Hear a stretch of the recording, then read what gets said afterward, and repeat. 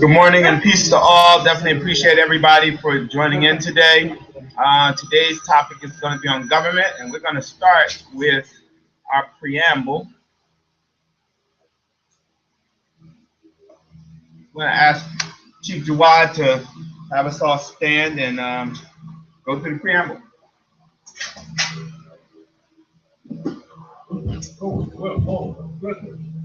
You on camera. I'll let you go. All right, we the people. We the people. Of the Aboriginal Republic of North America. Of the Aboriginal Republic of North America. Asserting our natural Aboriginal rights. Asserting our natural Aboriginal rights. As the oldest recorded.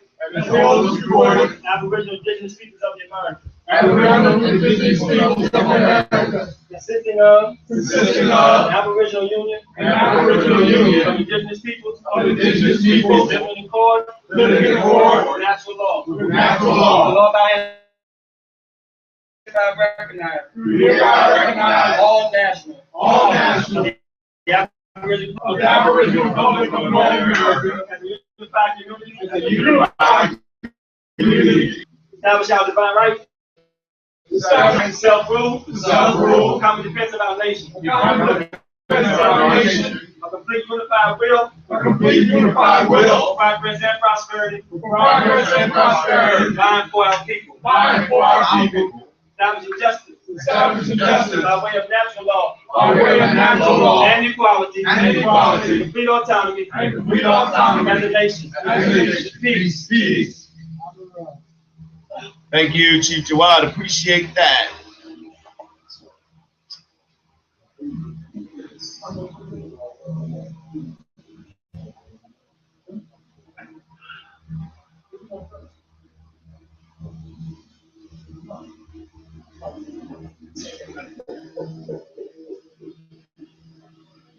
Okay, so first and foremost, good morning to all.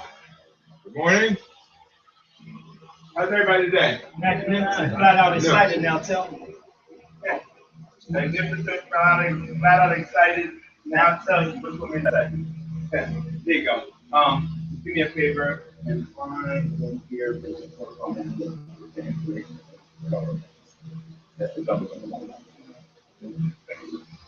All right. So we're going to talk today. We have our beautiful sisters IKEA here. Welcome back. We appreciate you. Secretary. You know, the funny thing is actually, we had an amazing conversation. I had an amazing conversation with an individual this week. And one of the things that we discovered is that within our governmental body, we need to have some other things in place. I know there's some things happening throughout various areas, but within the area of Shekinah, you know, we recognize that we need to have a venue for women. So we're going to be working on, hopefully with the governance of Sisters IKEA. We'll put her right on the spot. She's welcome back and like, hey, put you to work. You know, a women's group. You know, just where women can come together and begin to talk about things that they deal with that are outside of that which men deal with. And there is a need to have a detailed circumstance dealt with relative to that. So we're going to make sure that, you know, we get that up and running so that women can feel supported in those areas where they need those extra supports that we as men just can't provide. There's certain areas of support that we provide, but then there's certain camaraderies that need to be worked together through sisterhood. Does that make sense to everyone? Yeah. So for the women in your life, we want to begin to invite them to be a part of that so that we can, you know, so that we can begin to assist them. And Sister IKEA, I ain't gonna put you on the spot, I'm gonna ask you to read today. If you could read out loud, actually if you could come up real quick, I just want you to read. We're gonna talk about government today. And so in talking about government, we want to define first and foremost what is a government. So I'm gonna ask Sisters IKEA to come up and read the portion of government and the definition. Very real quick, I just want to say how honored I truly am. That just totally resonates with my story. Thank you. Thank you. A government A government is the system by which a state or community is governed. In the Commonwealth of Nations, the word government is also used more narrowly to refer to the collective group of people that exercises executive authority in the state. This usage administration in American English. Furthermore, especially in American English, the concepts of the state and the government may be used synonymously to refer to the person or group of people exercising authority over politically organized territory. Finally, government is also sometimes used in English as a synonym for governance. In the case of its broad associative definition, government normally consists of legislators, administrators, and arbitrators. Government is the means by which a state policy is enforced, as well as the mechanism for determining the policy of the state. A form of government or a form of state governance refers to the set of political systems and institutions that make up the organization of a specific government. Government of any kind currently affects every human activity in many important ways. For this reason, political scientists generally argue that government should not be studied by itself, but should be studied along with, anthropology, economics, environmentalism, history, philosophy, science, and sociology. Thank you, appreciate that. One of the key points,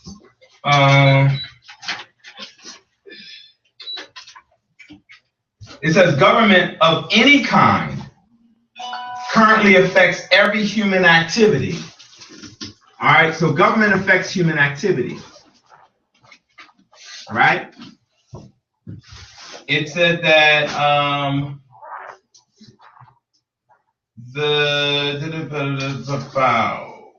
one second. All right, so in case of broad associative definition, government normally consists of legislators, administrators, and arbitrators. Right? So, what is a legislator? Someone who's been elected by constituents to serve in a governmental body in some capacity, be it the House of Representatives or the Senate. But what do legislators do supposedly?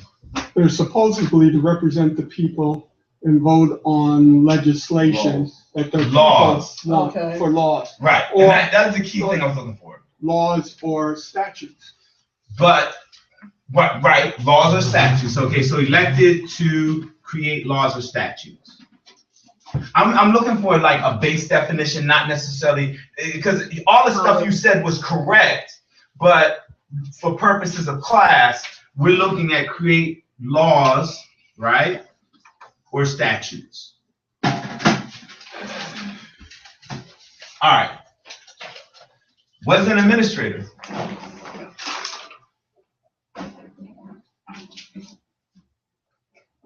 Somebody that disseminates the legislation, maybe. Again, sister first, because one that disseminates the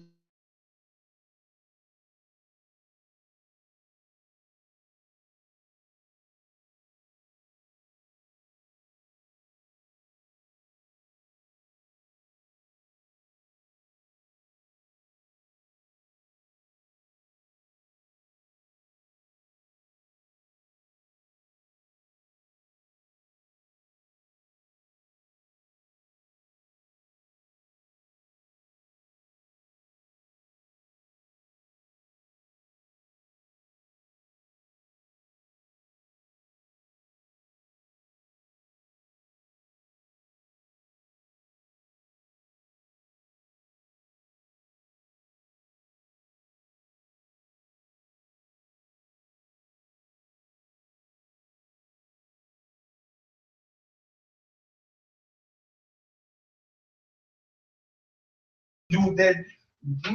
You get what I'm saying? That they're really not supposed to enforce law. They're really supposed to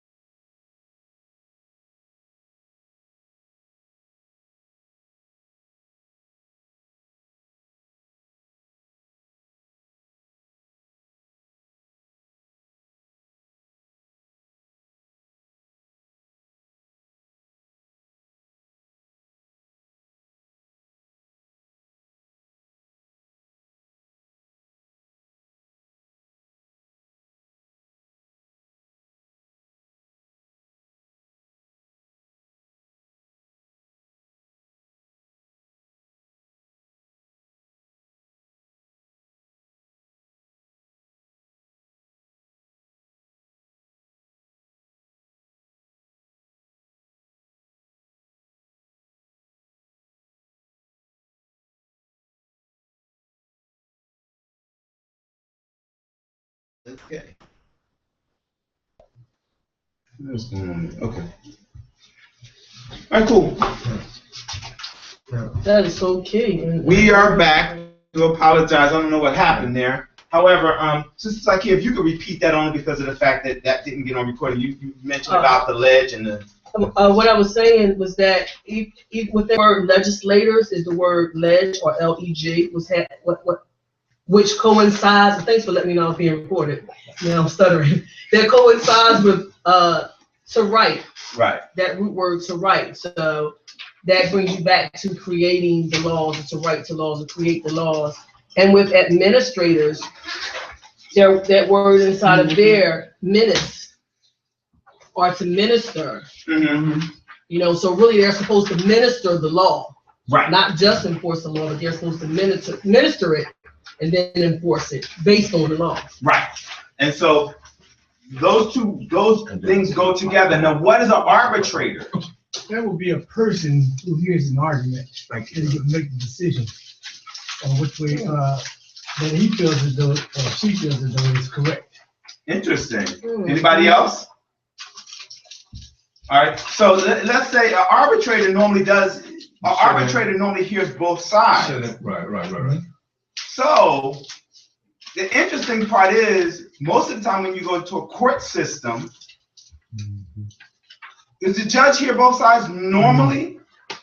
And when I say hear both sides, not that they're not listening. If you ever pay attention, they speak for the DA and then they hear you. No, they don't. Yeah. So arbitration, if you ever notice, arbitration and what happens in the courtroom are two totally different or separate circumstances that happen. You have arbitration and then you have court. The purpose of arbitration is hearing both sides, but arbitration should really happen in the court. Does that make sense? Right. Because how can you fairly hear me if there's not an arbitration that occurs and if the judge isn't hearing that arbitration? How can you truly then judge? You're just defending. Right. So arbitration is basically just hearing both sides. And then making a decision. Well, the way we're set up, if you notice, arbitration occurs, and then there's a hearing. Arbitration occurs before hearing, right? But my thing is, how are they two totally separate things? How am I supposed to, if an arbitration occurs, how is the judge not involved in the arbitration? How can the judge truly rule on something when they haven't even heard both sides of the facts? The arbitration occurs, and then it goes before the judge, and information is presented. And the thing is, in arbitration, you get detail. In a court hearing, you don't get that much detail. Yes, sir. Well, that's because they've already decided you're a 14th Amendment citizen, so they can do the job of the prosecutor and judge it. When you reel them in and make them become the administrator, which they are truly supposed to be, once they realize that you are not a 14th Amendment citizen, then they have to hear both sides. Okay. Yes, ma'am. Yeah, because I'm adding on to what he's saying, because you're already pro se, you're pro se as opposed to appropriate persona, and your proper person, in your proper status, you're pro se, because they're fitting the pro se future.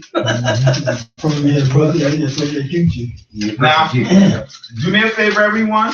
When you bring up the term, I need you to define the term. You did a good job at that, but I want to make sure everybody's clear that we're defining the term because we're recording. So if you bring up a term, people are going to want to know what that term means. Now, granted, they can look it up themselves, but for purposes of this, we want to make sure we're being clear. Cool? Cool. All right, great. Okay. For appropriate persona, that is basically, it's a Latin term that means to be in your proper status. You know, so that goes along with honor and following your paperwork and, you know, being in your proper status. For the pro se is also a Latin term, and basically, what Elle said, being a 14th Amendment citizen. So they already make the assumption that you're a 14th Amendment citizen, and you get that that title of being a pro se.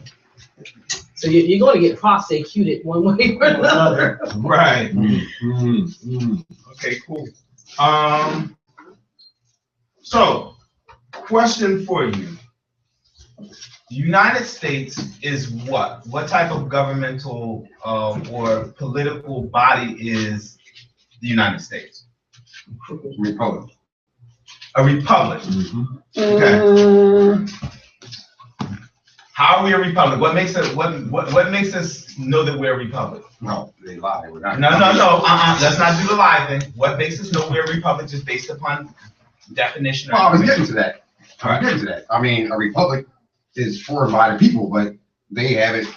Let's not get into that part. I just want the basic. See, because we're recording and I want to make sure we're clear. What is a republic and why are we a republic? What makes us a republic? That's what I'm trying to get to. Does it have something to do with being on the public side, or like you said, formed by the people? Whereas though, a monarchy would be just like a king just making all the decisions, but a republic is supposed to be for and based off of the people voting certain, adding to, I don't even know how to term that. We are supposed to be a republic based on the Constitution and based on the admission of every state into the Union, which is guaranteed that they must have a Republican form of government. But once everybody was incorporated, it became a democracy. Hold on, wait. Let's not go there yet. Okay, so you said based upon, what made it a republic again? The Constitution. Constitution based upon states coming together and agreeing to be part of a republic, right? Correct. Okay. So, because Brother Derek began to speak of the line. I want to leave that open for him to expound upon when we get to that. Republic. When you're dealing with a republic, and I was working to figure out the difference between a republic and a democracy, because when you read the definition and you look at, remember we talked about that cognitive dissonance? That literally what happened to me. I'm confused. I'm like, this don't make sense. We're acting more like a democracy. Democracy, right? All day long. And that's what Brother Derek was saying, is that we are supposed to be a republic, but go ahead from there, Brother Derek. That's what I was going to say. Is run as a democracy, and that's the fiction government is commercial. It's commercialized. That's all. Commercialized. I'm glad you used that term, commercialized. What makes us run as a democracy?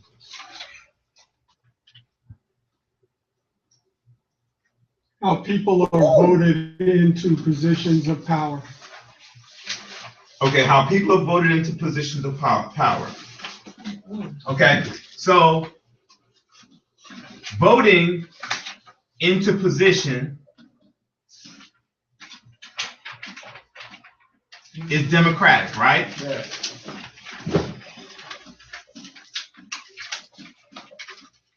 However, when it comes to corporations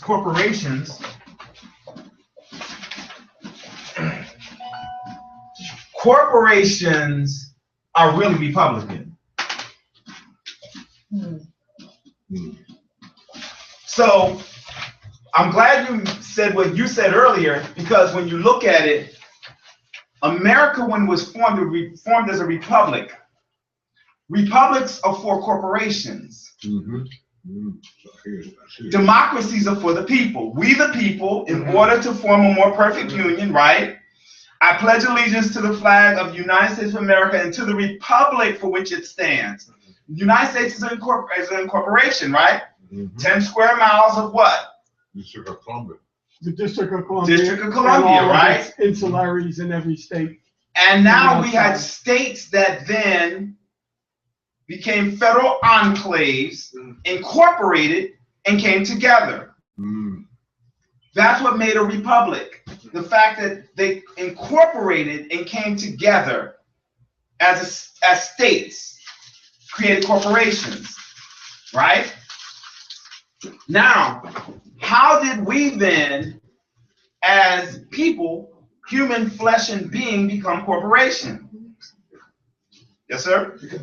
In 1871, when they created the United States Government Corporation, they also indicated that corporations could now be on the same level as people. So corporations can be a person as well as a flesh and blood person can be a person, an LLC can be a person.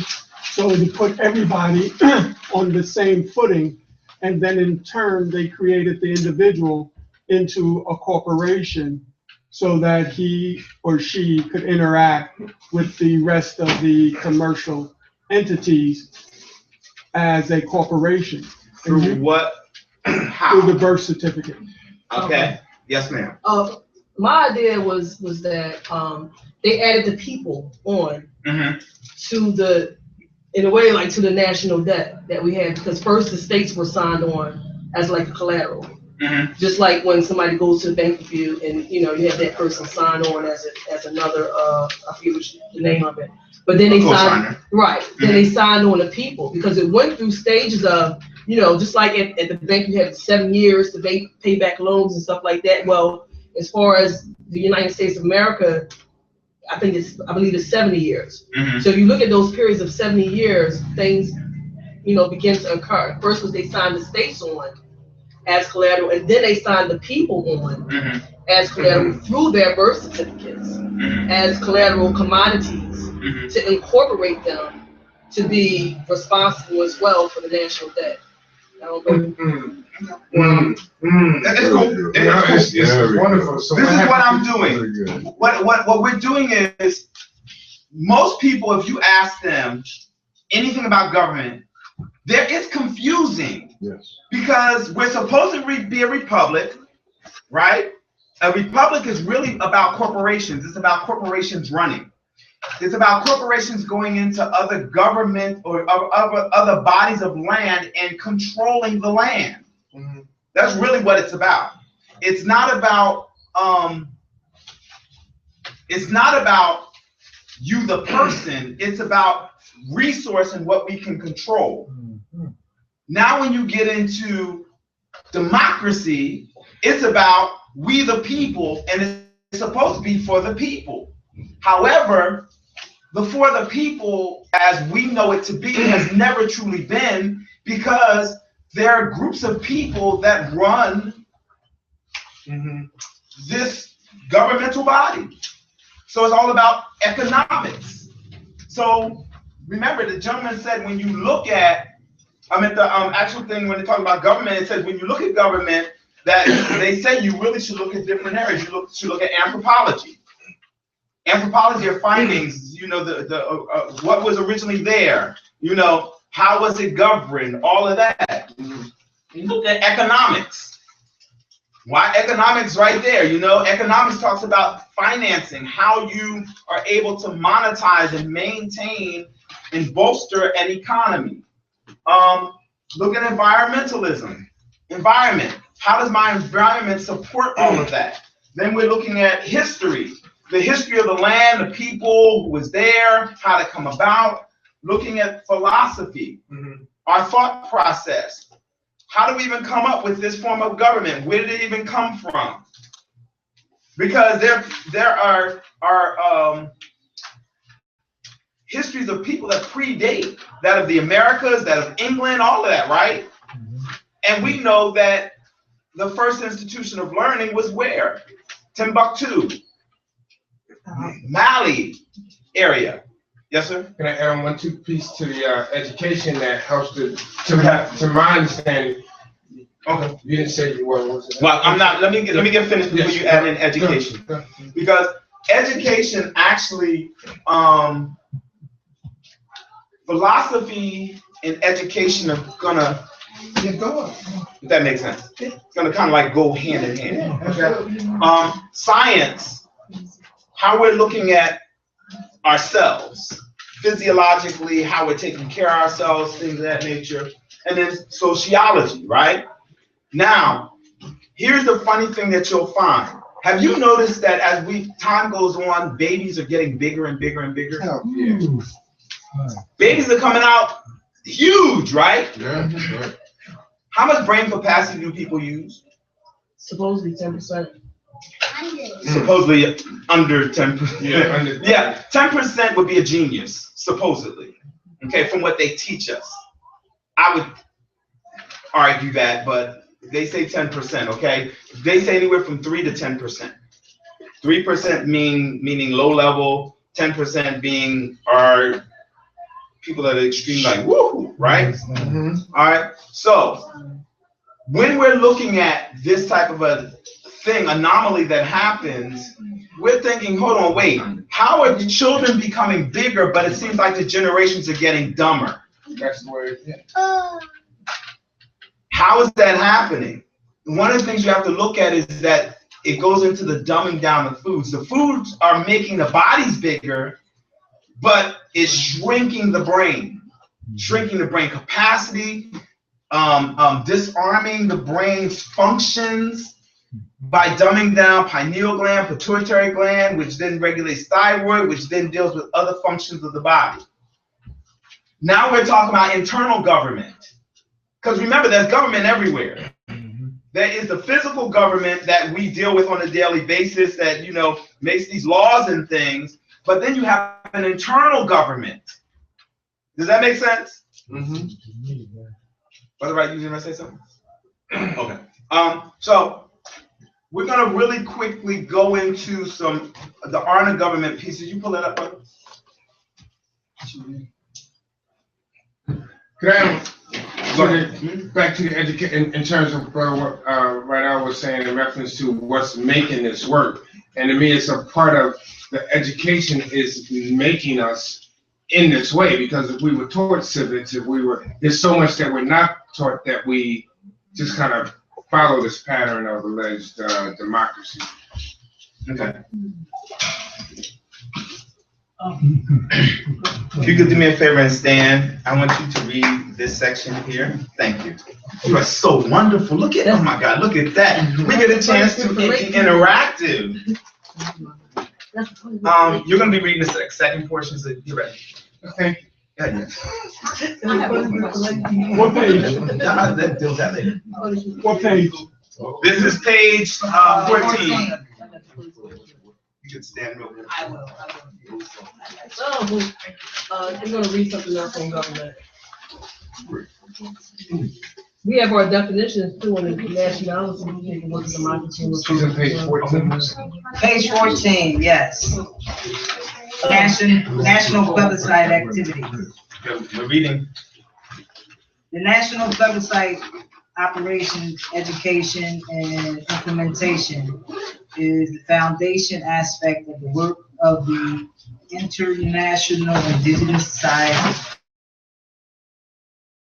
is to properly proclaim. I need my other pair of glasses on.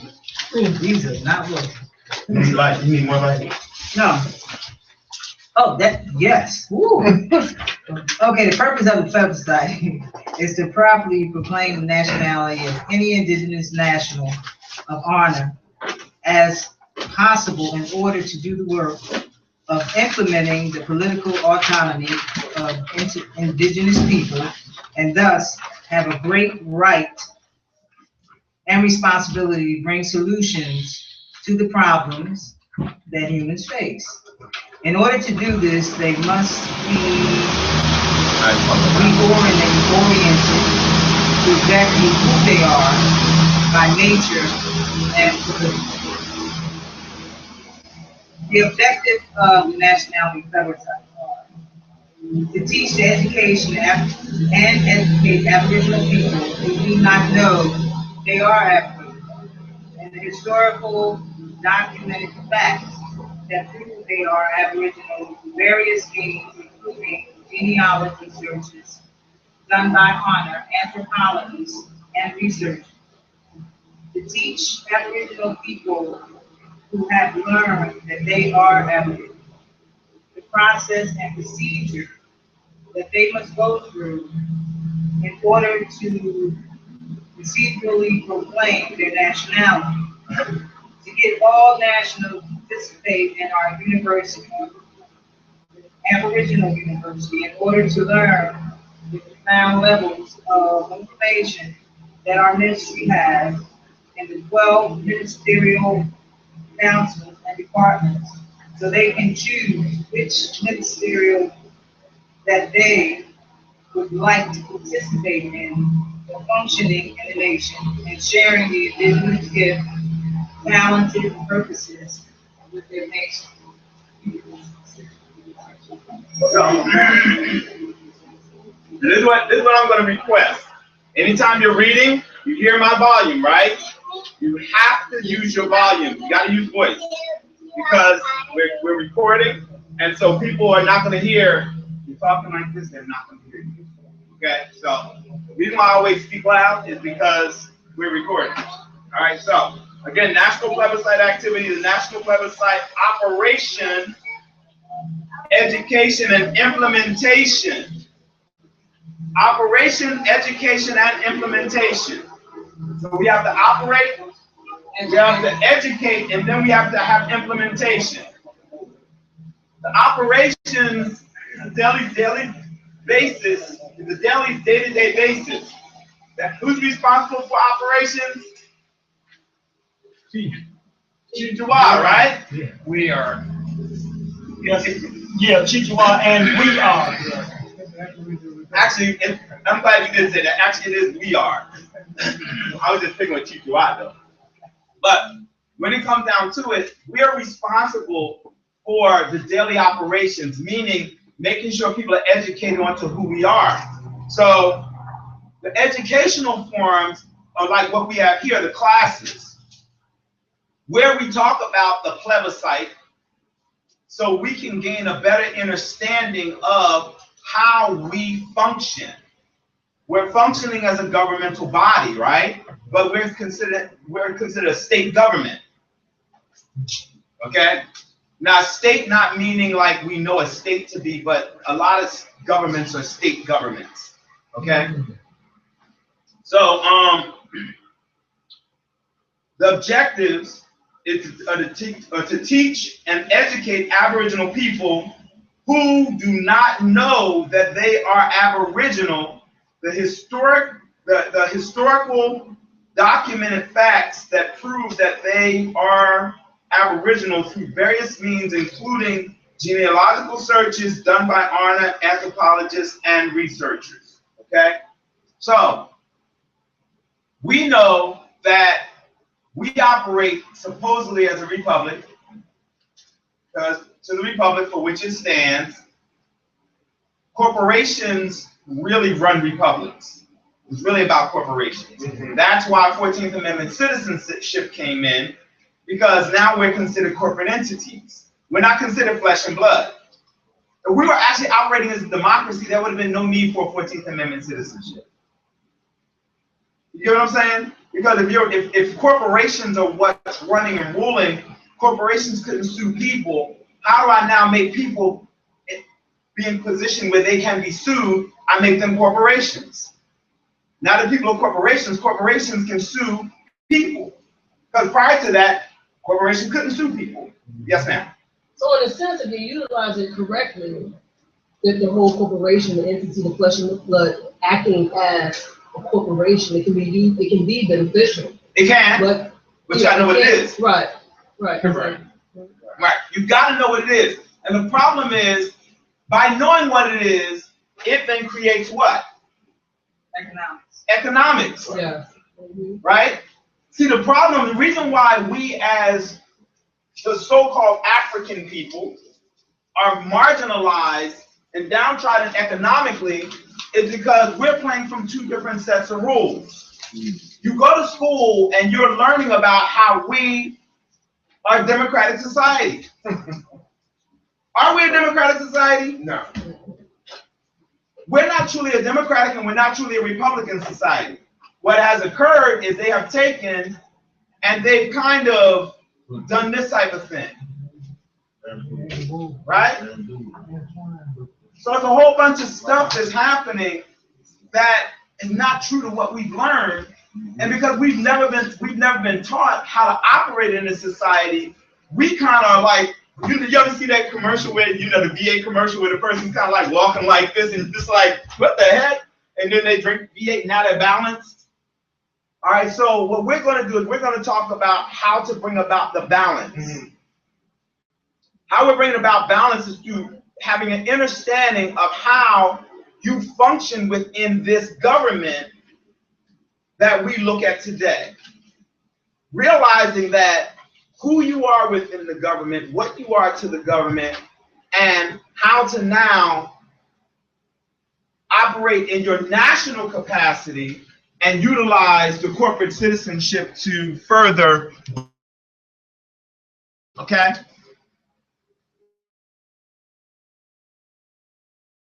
Start and move some stuff around. So we're going to start out here as we normally do. We talk about the mother and father.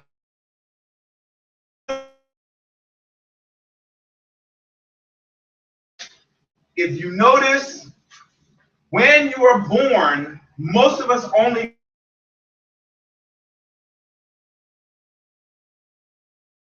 states, but we're born at a state entity called a hospital, right? Most of us. When that hospital is registers you, they register you in the state in which you're born. Why are they registering you within the state in which you're born? You're going to be liable to that state. Right, because you're liable to that state because you're considered to be a gross domestic product. Right. And you are the gross domestic product, and that's what we must begin to realize. It's just like they hold cattle. Right. And they hold pigs and chickens and all the different stuff. People have farms and they own property. You are an owned piece of property. But we must be real clear on that. Okay? Now, within the jurisdiction of the state is governed by the United States. So it's you mother and father born in a hospital, which is a state entity, which is under the jurisdiction of the United States. And the state also falls under jurisdiction of the United States because remember, the federal enclaves came together and agreed to operating within this Republican society.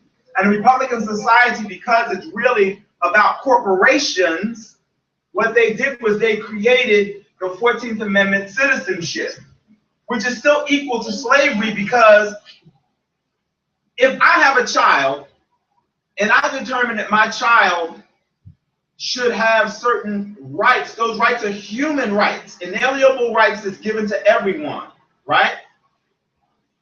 In our society, if I want my child to be educated based upon our ethnic grouping, meaning who we are as a ethnic people, can I do that right now? And I'm talking about generally. I'm not talking about little individuals. I'm talking about generally speaking. No. Okay? And if they do go to one of these quote-unquote African-centered schools, what educational system are they still propagating? Because they're not taught based upon African principles.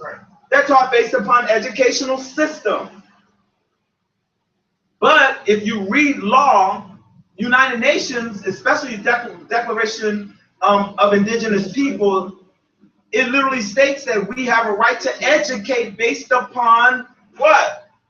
All of this stuff: anthropology, economics, environment, history, philosophy, science, and sociology, right? All that goes together. But yet I'm forced to assimilate into being part of that structure. Why? Because I'm owned. I don't own myself. You gonna say something, brother? No, so would you agree that also when they go to these schools that they're not being taught culture? Yeah. How can you teach culture? If you destroy the culture, how can you teach a culture? So of course they're not taught culture at all. Yes, ma'am. To kind of link that with what we were talking about, how it should be a republic, and how we should, act as corporate as, being incorporated inside the, like you said, we have to have knowledge with that. So in a way, I see this, even though this is occurring, because we haven't taken certain responsibilities, they just kind of brought us in it, you know, under the slavery, but there's still that, you know, there's still an opportunity for balance. Right, and that's we are, right. We bring about the balance on the other side. Okay. So what I do is, what we're going to do first is go through this side of what the corporation looks like. Because we're talking about literally right now just the 14th Amendment side. But you're correct. You are correct. Okay. So under citizenship, they do what? They create this thing right here that is called a birth certificate. All right. This birth certificate is an adhesion contract. It's a bond that facilitates them trading you on the open market. The reason why you know you're owned as well is because let someone report that you've done something to your child, and the state comes in, DIFAS, DHS, or whatever that state entity is. What rights do you have if you let them across your threshold? None. Even if you don't let them cross your threshold. Correct. Well, they're taking. Correct. Now see, here's the deal. When you understand law, it is, you first give them that authority by allowing them across your threshold. That's the first thing. You don't have to allow them across your threshold. And then you need to now know how to contract and interface with them, not to allow them to enter. Yeah. The problem is that we don't know law, so therefore we allow them to come in and we invite them. Once they're invited in, you are done. Yeah. Done. Because you now have given them all your rights. You've given them away all your rights under 14th Amendment citizenship. Yes, ma'am. Yeah, I have an example of that, of what happened to me and my son. And even though we were birth certificate or what have you, Dad came to my house because my son, I had, you know, whipped behind, and he had some marks on his hand and what have you. And they came to my house, and even though I didn't know all of this, I've always been that type of person. And I'm like, listen, you can't, because I'm thinking, listen, if you didn't come with this release, you don't have a warrant, then anyway, you're not coming in. You're not going to force your way in. So, and basically, that's what happened. I did not let them in the house, and the cases got dismissed. But is what right Al saying that even at that point, they could have like intervened with the child at school, say for instance, and then came. Not even that. Many times, as we know. Go ahead, Ray. Many times they will come to your door, and they will not ask for permission to come in. They will just walk in. Yeah, well, yeah. And if you don't stop them at the door, once they cross the threshold, they take it as though you invited them. Right. And that's the whole point, is as the sister just said, if you are not allowing them in and you know your rights, you know how to now verbalize those things, is not, you can't intellectualize this. You must be able to verbalize exactly what you're dealing with regarding that.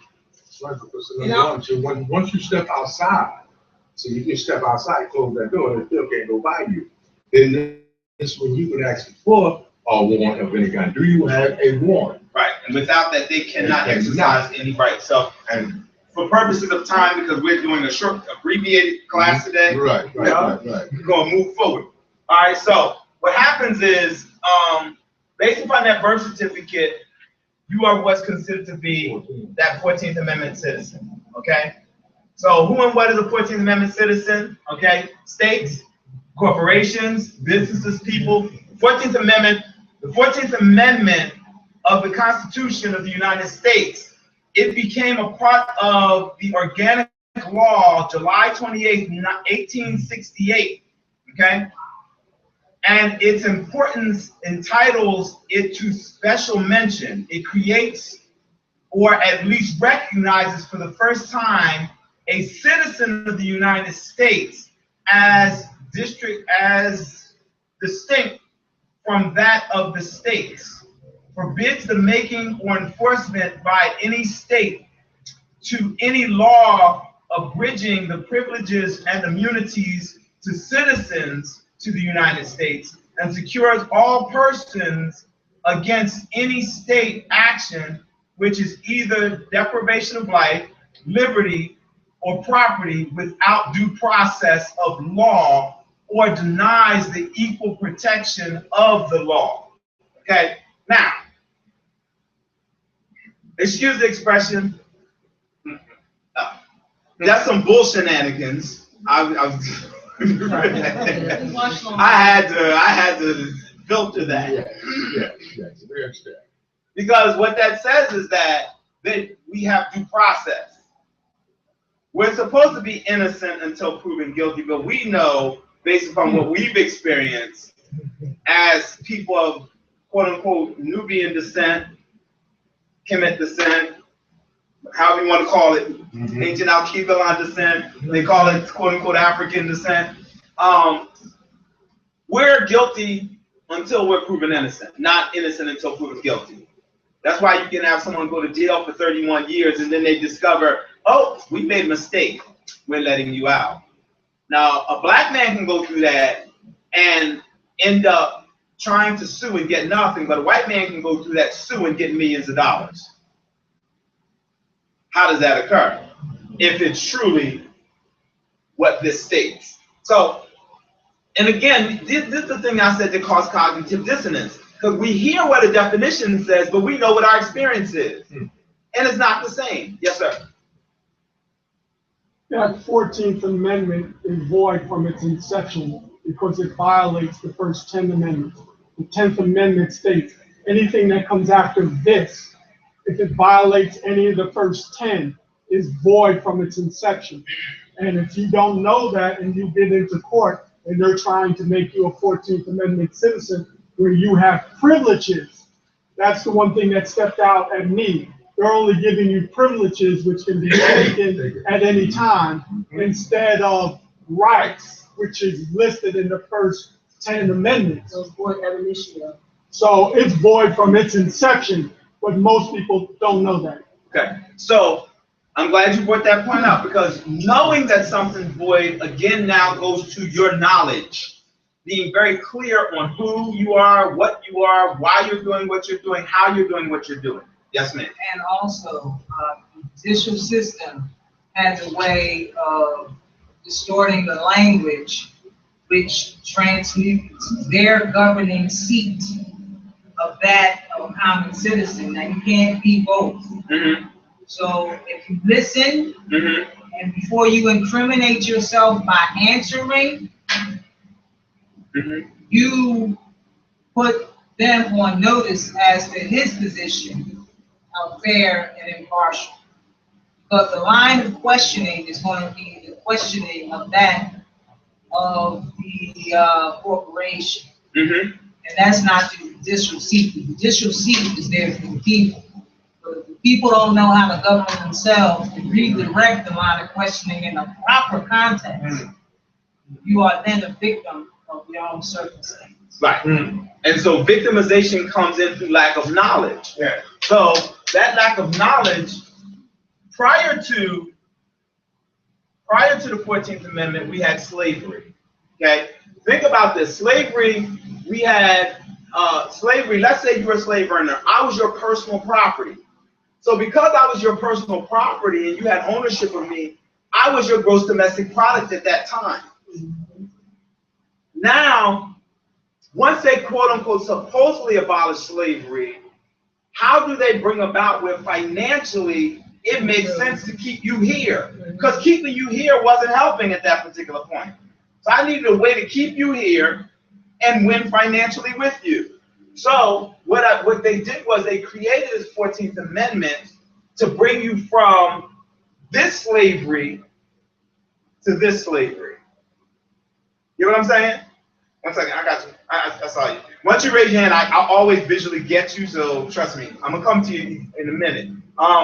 So we have to always look at how this stuff plays out. So this 14th Amendment citizenship occurred under the United States. 14th Amendment citizenship is still equal to slavery, right? And that's gonna go right here. So.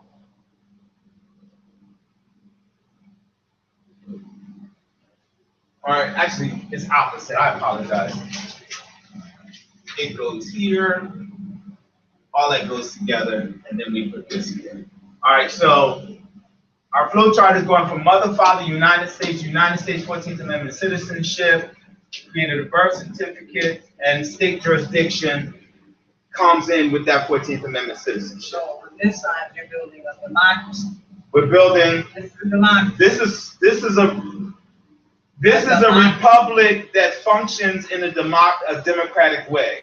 Okay, but this It's something totally different we haven't got to yet. is not. We're only dealing with this side. Yes, sir. Those that have accepted the 14th Amendment, not only the slaves, people of color, but they turned around and enslaved their own. Anyone of any nationality, color, creed, everything. They even extended it 10 or 15 years later to the what they call the American Indian as a misnomer, to include them the offer of citizenship underneath the 14th Amendment, which means they enslaved the entire population of the United States and the United States of America, which are the 50 conclaves. Okay. Now, I'm going to challenge you on that slightly. I agree that they brought the other cultures under the gross domestic product. I don't agree that they enslaved the others. The difference with us versus the others is this. When the birth certificate was created, it created that gross domestic product piece, right?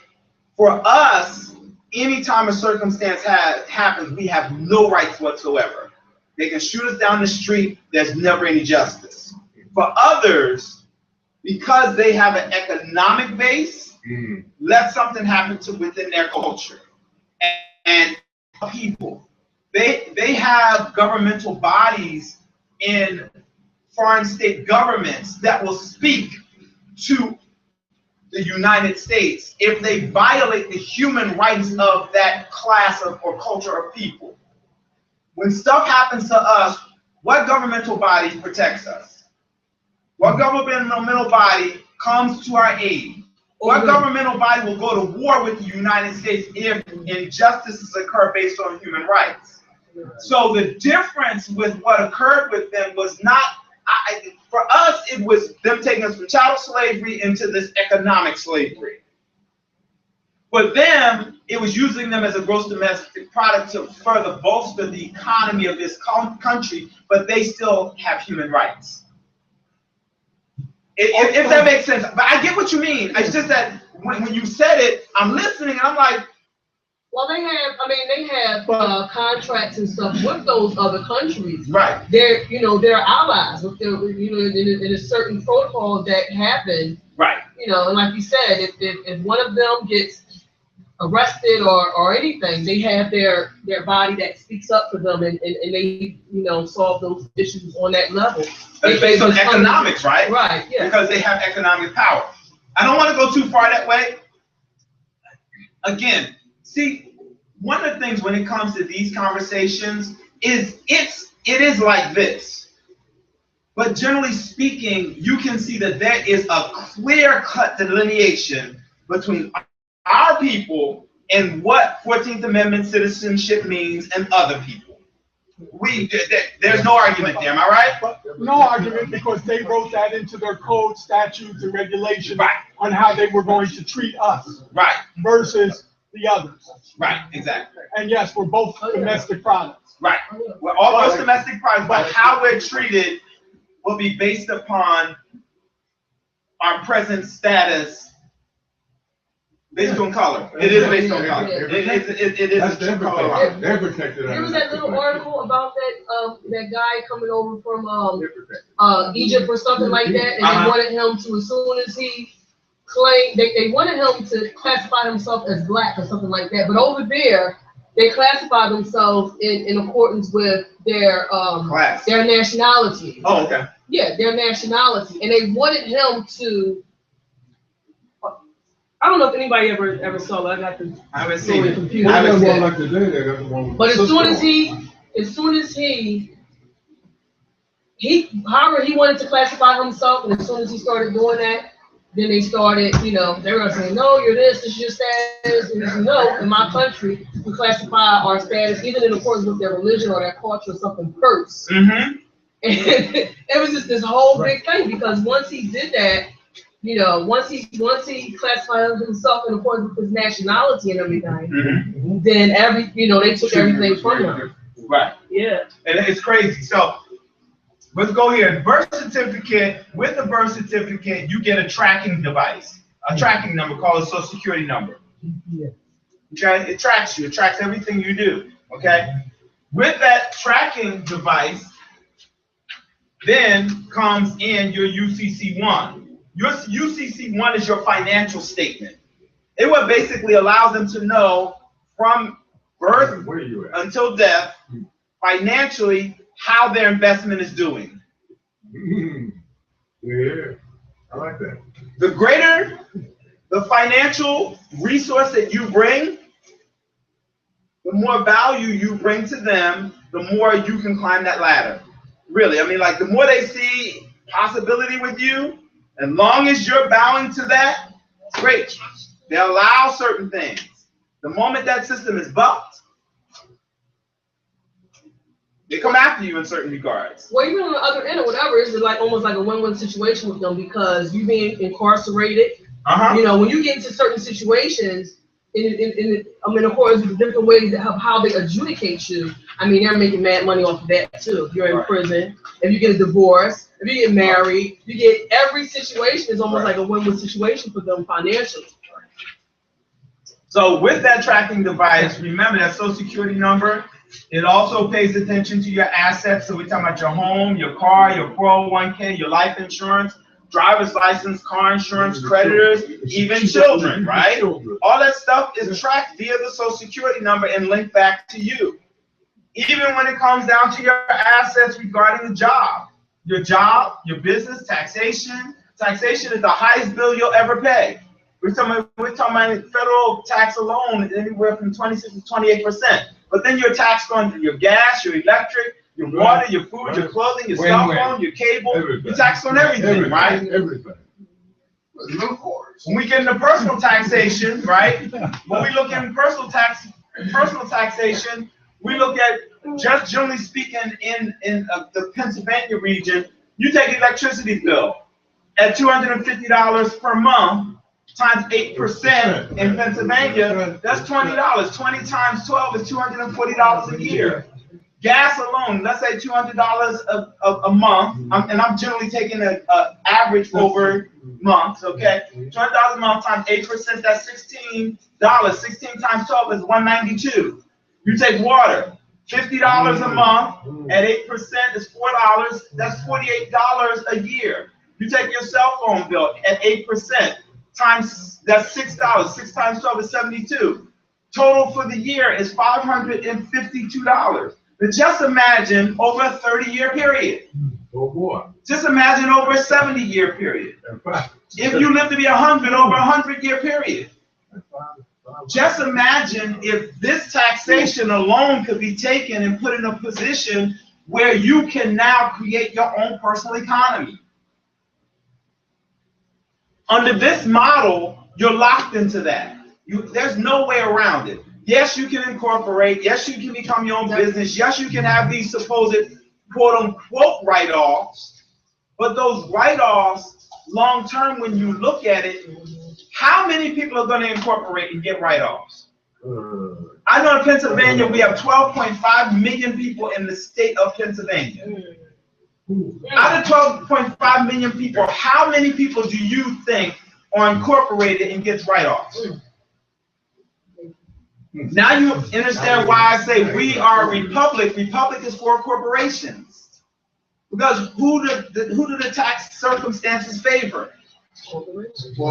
Now think about this, because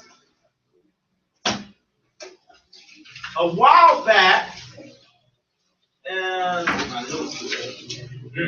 all right, you are hot there, wetting yourself. All right, so in 1604, when the first ships from England were sent here, okay, they actually emptied their prisons and cycle wards. Right. And they sent the people here. Right. exploratory to see if they could make it. They weren't trying to come here to set up a colony. Not at all. They were experimenting. When the people got here and they made it, they now were being taxed by the Queen and King of England, right? Right. The reason why they supposedly pulled away was because of taxation, the Boston Tea Party. You remember that, right? Right. The taxation piece, they felt as though the people were being overtaxed. Right. But what they did was take the very structure that they had there and put it right here. And so they created their own society based upon their experience. So they created the very thing that they were running away from. And to further propagate it, they didn't recognize the people that were already here, because prior to them coming here, King Musa Mensa had already sent ships from Africa and populated this area. So when they got here, they called these people Indians. Totally wrong.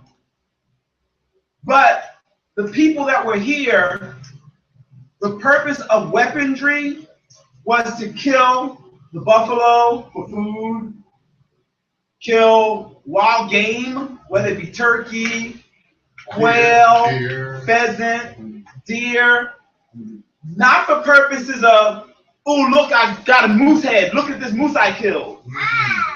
Not for the purpose of having a deer head hang above your mantle and say, I conquered a deer. Deers are so docile, why would you want to conquer them? Man, it doesn't make sense. You know, why would you want to have this type of stuff? I have the skin of an animal. For what purpose?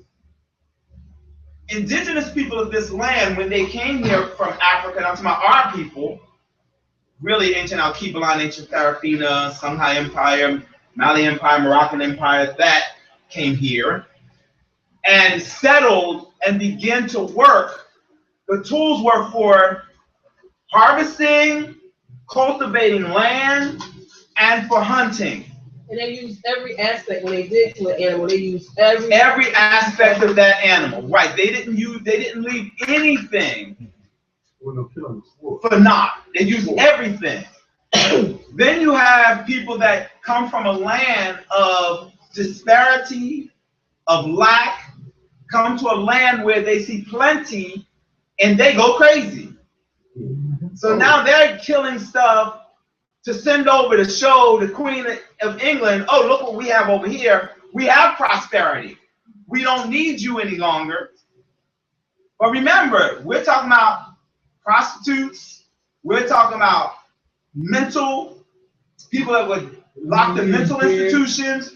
We're talking about people that were incarcerated for crimes, some heinous crimes, rape, robbery, all kind of stuff. And they come here and they set up a government.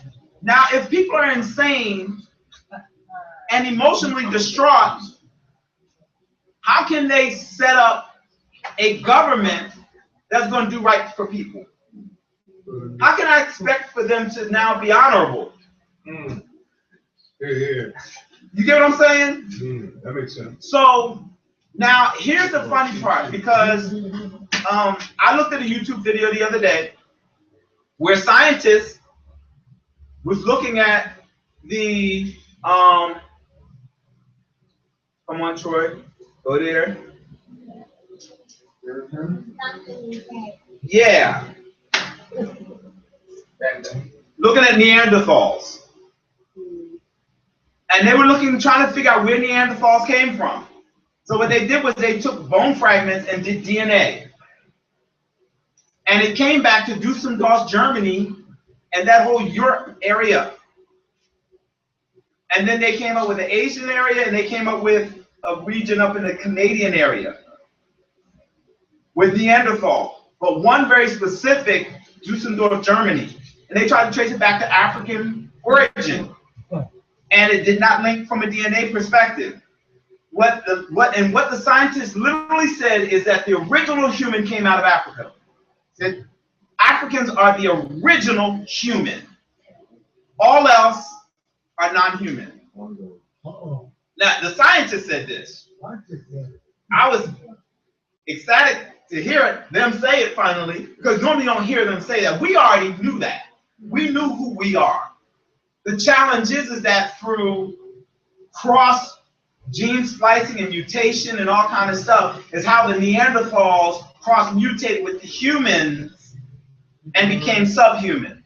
Experimentation with the extra DNA strands and all that kind of stuff. Right. Less DNA strands and everything. So I can't expect someone that's not human to now implement human rights. Right. There you go. I'm just being real. How can you implement human rights?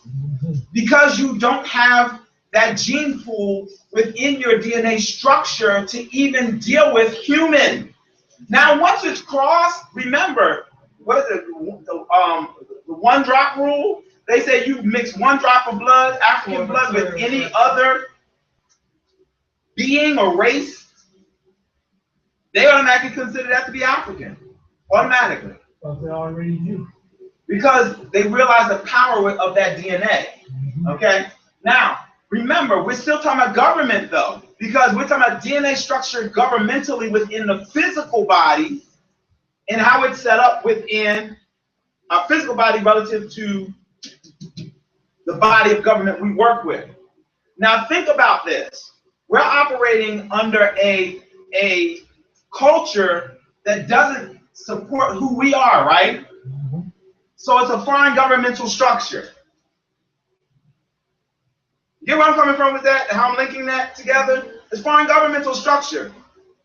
And because it's foreign government and it's not based upon, it's not steeped in true human rights, not steeped in universal law, it has flaws and it's dysfunctional. So when you have flaws and dysfunction within the body, it's called what? Disease, right? Right. So we're living in a diseased state presently. Does that make sense to everyone? Yes. Because how has it been able to continue? Because the people are in disease states. How has it been able to be perpetuated? Well, one of the things is that we've never made any corrections. Well, we the people. And that's also a condition. Right. Right. And it's because of food, the dumbing down, emotionally, mentally, the tearing apart of family structure, right? The family structure totally torn apart. Do me a favor, that extra conversation, we're recording. I'm sorry. I know you're not, but I mean, remember, it comes across. So what occurs is that think about where we are and how we're so dysfunctional in so many ways. So, I disprove it. Right. I'm going to ask you to read again, only because of the fact you vocally you project. So, What were you? what were you going to say, brother? What I was going to say in regards to the Constitution. In regards to the Constitution, it is listed human rights in the first 10 amendments. It's what they did in 1213 all the way up to whatever number we are in now. The government has chosen to ignore greatly the first 10 of its incorporation, which gives them more power, and then they don't have to adhere to it as long as you agree that you're a 14th Amendment citizen. I think we have ignored the first thing. Yeah, but we have ignored the first 10 because half of us don't even know they exist. We don't know. Yeah, we don't know. At what point in school did you learn about your Constitution? At what point did you study? I'm not talking about read. Study the Constitution, and then you're taught how it operates and how to use it based upon true natural law relative to your human rights. That stopped in 1959 when they got rid of the civics. Correct. Okay, so in 1959 they stopped doing civics.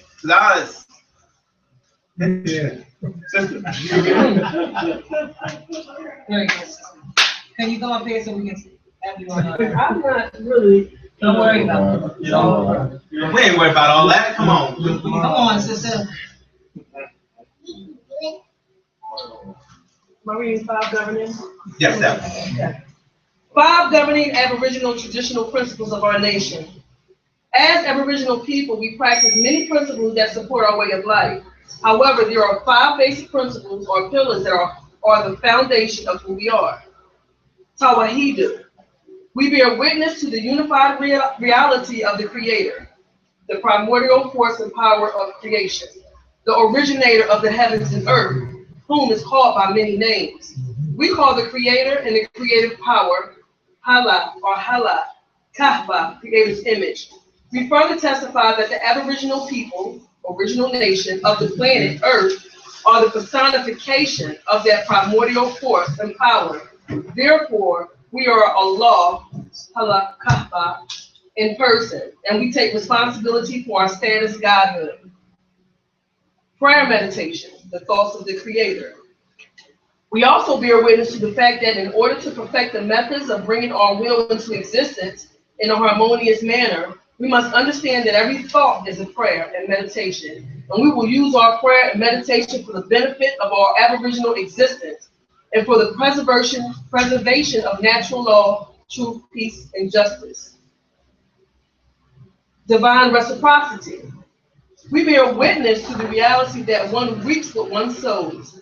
Therefore, since reciprocity is divine law in this universe, then we will understand that what we put out is what will return to us. Therefore, we will strive to express peace in order to receive peace. Abstaining for self-control. We bear witness to the fact that as sole controllers of our own destiny, we must attain self-control over all the internal forces and desires that arise from our own beings and in our own minds. And the only way to gain self-mastery is the practice of abstaining and denying ourselves in certain ritual periods and practices those things that we are attached to. So abstaining from things in the forms of fasting and other methods strengthens our willpower and understanding of what it means to focus our will and power. Spiritual balance. As spiritual beings, we understand that we came into the universe as an expression of the primordial power, the Creator, and that we must one day pass form. With this in mind, we know and understand that we are here to master lessons, overcome obstacles in this spiritual we call life.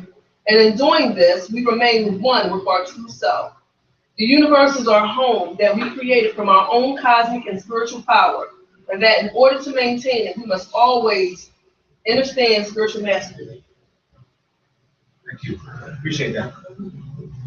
So, that particular thing we just read was called 5 Governing Aboriginal Traditional Principles of Our Nation. So now we're going to make a switch from talking about the 14th Amendment citizenship and start talking about ARNA, okay? Aboriginal Republic of North America. When it comes down to it, there are options. We don't have to be a 14th Amendment citizen, okay? There was, what was the name of the public law? Was it 1492, 1892? Remember the one I told you about? Vaguely. Okay, yeah, hopefully you have it. I can't remember what it is. You'll find it, I'm sure. But when it comes down to it, we have rights. We have the ability to declare who we want to be and what we want to be relative to our nationality, okay? And there's a public law that actually supports that. I think it's Public Law 1492, I believe it is. 1495? I'm not sure. In our Lawmaster's book, it states recognition for honor can only come from its national. Our authority to operate as a nation comes from the principal parties, not third-party jurist entities who have equivalent power. This type of recognition is the fact, the premonition, when Indians were awarded recognition from the United States, it's permission to get function. That's Federal Registry, Volume 75, number 190, Friday, October the 1st. Okay. So legally, based upon the way the law is set up, you have the ability to choose what your nationality is, okay? So we're gonna talk about dealing with Aboriginal Republic of North America. Of course, again, you're born, and you can choose to be under the protection of ARNA, which is a plebiscite, okay? Aboriginal Republic of North America, you're issued either what's considered to be a certain certificate of live birth or baptismal record, Okay? When that baptismal record or certificate of live birth is put in place, what occurs is that a trust is formed. That trust gives you an EIN number, which is a 501D, which is a tax-exempt foreign government. Okay? So that right there is where you through claiming your nationality, you now can operate within this republic that really deals with business. But you're utilizing your trust. So everything's going to flow through your trust. You actually consider having foreign status, sovereign status, which is equal to freedom, and it's governed by natural law. The sister just read how we operate within natural law.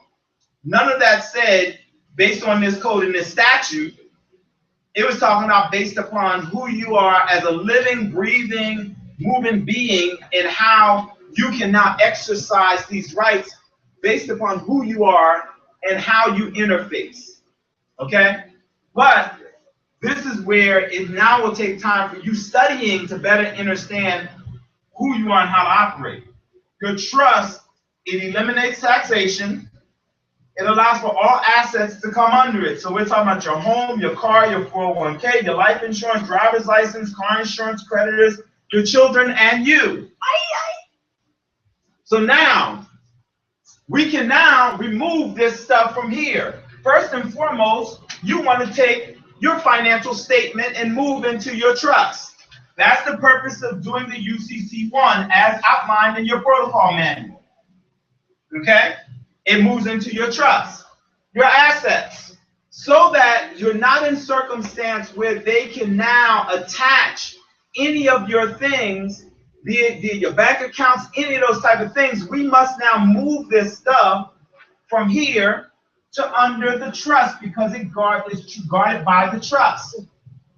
We now realize that this taxation is now no longer because you moved into the trust, okay? Your social security number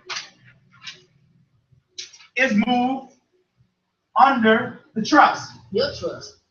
And it's your trust. Still ran by them. You moved the number, but you still pay into their system. You're still looking for them to pay you at a certain age. Okay, here's the deal. That is the benefit. Because Social Security is a benefit and it is an insurance, it works just like any other insurance. It pays out upon whatever age. Yes, sir.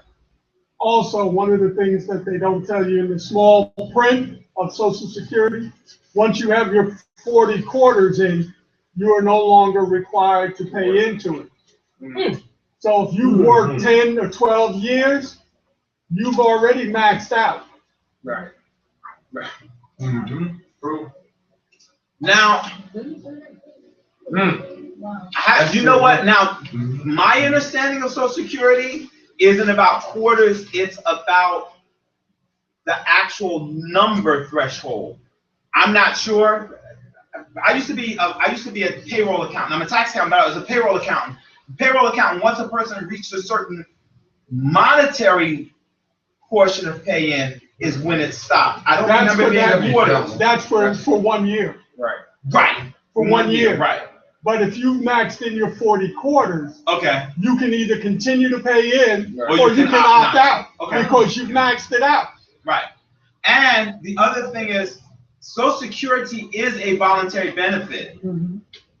You don't have to pay into Social Security. That is a choice. Because remember, that's set up based upon the United States government. But because it is an insurance, we can still choose to interface with that and utilize it. That's the choice. Okay? So now when it comes down to it, you removed your 14th Amendment status by going through nationalization. Does that make sense? So when you nationalize, you actually remove a lot of these encumbrances. And by becoming part of ARNA, those encumbrances are amazingly, position you in an amazing way. When we're done with trust, a lot of times people are not having a full understanding of how trust protects, okay? So we always do a visualization, and I love this visualization because it makes sense, all right? So sister, if you could stand for me real quick. All right, so the sister comes along, and she decides that she's going to nationalize, all right? So she becomes a citizen. Is that your wife? If y'all only knew, no. Is that two Leos up there? You're a Cancer, right? You're a Cancer or Leo? Aries. Oh, you made Aries. Okay, I knew it was two fires. Because you said, is that your wife? She seen two fires. We have sovereign status. So she decides to claim her sovereign status. Okay. Now, brother, if you could come stand with me for a moment. Wait, sir. Chief Jawad, I needed you for a moment because I'm going to use other people. Have a seat, elder. Have a seat, elder. Are you okay standing? You can come in on Okay. me. Oh, you know I'm coming. That's my love test. It don't work. This brother right here is 14th Amendment citizen. Okay? Brother Derek, if you could stand for a moment. This brother and this brother gets into an argument. Okay? I'm still gonna need you either way. Bring you on up. I need you. I want you. Right. There you go. Now I come. Oh. See you on me. Let's see, I don't want you. 'Cause somebody trying to come. Okay, so here's the deal. So this brother right here is a 14th Amendment citizen. This sister's a national. This brother right here is a 14th Amendment citizen as well. This brother right here represents the court system. This brother comes to him and say, I need a trust. I need a trust. He's setting up a trust with this governmental body. And I'm using him just as all the government, the court, the everything, okay? So he comes, he sets up a trust. This brother here says, you did me wrong, and he sues him. He now comes to the same governmental body and says, I'm suing him and all his assets. And he has done wrong. So now, based upon you having done him wrong, this right here, the governing body says, what we're going to do is we are now going to arbitrate, right? We're going to take you to court, and now you determine that he was in the wrong as a government, as a governmental body, and he dissolves his trust and pays him. How protected did you feel with that? Did you feel really protected? No. Why not? This government right here was here for you. It really? Why I don't have my assets? Well, because of the fact you did him wrong. Now, let's say, for instance, he did him wrong, but they don't. There was an underlying thing that occurred that we don't know about, and it never came out. His trust can still be dissolved, and assets can be now transferred from him to him. Now, let's deal with the protection of ARNA and how that would work. You're still working as a governmental body. You can have a seat for a moment. Right? No, not you. You're still working as a governmental body. Okay. Now, this right here, he is going to be working as a governmental body for the moment. Brother Derek, you're going to now transfer. You're now going to be ARNA. Okay. So he's Aboriginal Republic of North America. Sister comes in. She decides, hey, listen, I need to create a trust. She creates a trust. All right? So now she's here. And now she's going to have a trust. Sister, I need for you to come up and be my trust. All right, brother, I need for you to come up and be the trust. Really? Yes, Brother Lee. Okay? And the reason why we do this visual is because it's really crystal clear.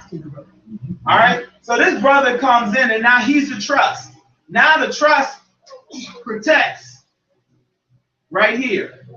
All right, so now the trust protects the sister. So we have the sister, now we have the trust, right?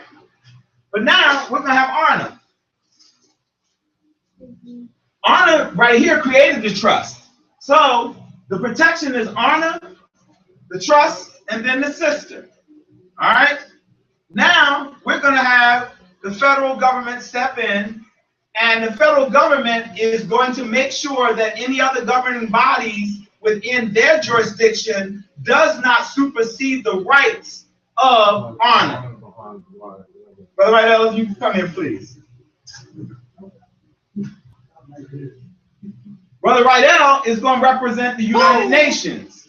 The United Nations is going to guard against the federal government usurping the rights of honor relative to the trust, relative to the person. Now, brother, you come up for one moment. Yes, sir. This brother says, hey, this sister did something, and I want to sue her. Who does he go to? He can't go to state government because they have no jurisdiction over honor in any way, shape, or form. He can go to federal government, but they don't have jurisdiction. All they can now do is go to honor with the claim. But the claim must not supersede the rights of honor based upon United Nations law. How hard would it be to dissolve her trust now? Because you have to go through the United Nations. You got to go through the federal government to go through honor to make sure the United Nations is protecting, to make sure that the trust is protecting so that you can get to the sister. So we're talking about layers of protection. Yes, sister. I would say, and in accordance with what we read too, now you got universal spiritual laws in front of the United Nations. And because we're lined up correctly, it's not happening. Right. So this is the beauty of being a part of a plebiscite, because you have layers of protection versus dealing with a governmental entity that really is not buying for the people, is really buying for the corporations. Ooh, yes. Okay. I like it. Does that make better sense to you now? Because I know your question was how is this all set up, right? Does that bring context? Does that put meat on the bone for you? These brothers? So we're actually done. Today was really, we were doing a very short, abbreviated version of class. We were looking to make sure that people had an understanding of government and how our government operates and how and why you would want to nationalize, because the protections that's afforded you. Now, getting an understanding of the law and how it works and why it's there and how to interact with it, that's a whole nother ball of wax. That takes time. That's why you come together. You went to school for how many years? Okay, if you went through high school, you went 1 through 12, right? So that's 12 years. If you went to a secondary school, it's another 2 years, so that's 14. If you got a bachelor's, you went for another 2, which is 16. And if you went for a master's, you went for another 2, which is 18. And if you went for a PhD, we're talking another 4 years on top of that, which is 22 years of schooling. And now you need to unlearn what you've learned. So master the information necessary to take you to the next level. It's going to take time. Time, patience, and consistency is what it's going to take to lead you to the levels of your success. Okay? Today, what we're going to be doing is we're going to be going down to Olunde African Street Festival, which is happening here in Philadelphia, Shechem-Exum area. We're going to be passing out, for those of you that can, the flyers for the event for the 27th, basically the invitations, asking people to come out. We want to make sure people are aware. Here are some of the flyers. Take as many as you like. I'm cutting some more. I'm not finished cutting them. I'm finished printing, I believe, but I'm not finished cutting. So I have more that I'm cutting up. So I appreciate you guys being here. Hopefully the class was helpful. Did you guys glean anything from that? Did that work? Okay. And the thing is that each week we seek to help instill a little, not a whole lot extra, just a little extra to now bolster your mental growth, your emotional growth, your spiritual growth. Now think about this, based upon what we just talked about. This form of government being based upon natural law, based on human rights, does it sound more functional? Who creates that function? We do. If there is dysfunction, who creates that? We do. So we have the power to change that. But we must change it based upon realizing what operates a government.